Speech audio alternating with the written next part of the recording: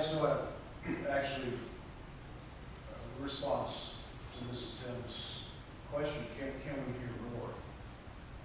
And I do not think that the public process portion of this entire hiring has been handled properly. So, I would have preferred probably that we would have had this meeting Tuesday night at 7, have a little bit more lead time for people to do some of their own background checks. There are several in the audience that have been working hard on background checks of former city managers. More specifically, though, and as I noted in my comments about the background check for Mr. Johnson, I'm not going to go into any detail. I agree with the mayor. The most detail presented to date actually was by Councilor Bryan, in which I was responding to. So what you've heard is several great descriptors of an individual who's very enthusiastic. I agree with all of the descriptors that were mentioned. The challenge is, as I stated before, there's a whole other side to that. And councilors can take that information as they will. I think again, this is where we are, we're going to move forward.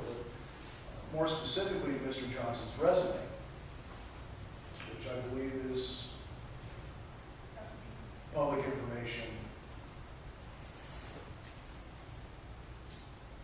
And Councilor Calder's kind of run through a history. In the early 70s, he was a college student.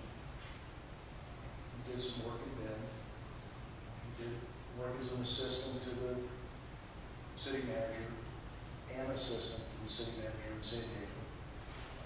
So it's a great experience in terms of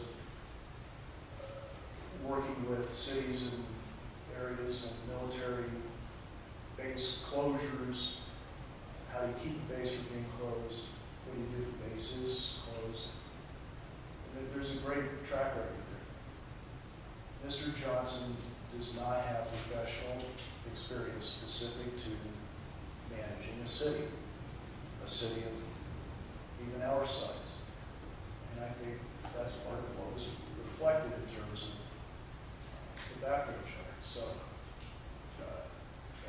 as great as much of what we see in Mr. Johnson's resume and Mr. Johnson himself, for those of you who had an opportunity to interact with him, very charismatic.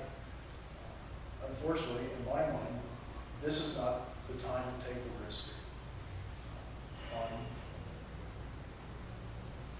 someone of Mr. Johnson's capabilities. This is the time to focus on somebody that has very direct and specific and hopefully deep experience as a city manager.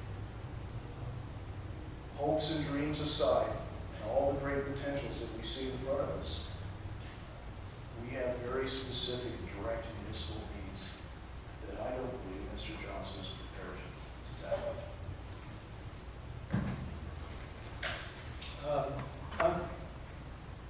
There having been no further comments from the audience, I'm going to close the public portion of this meeting at this time.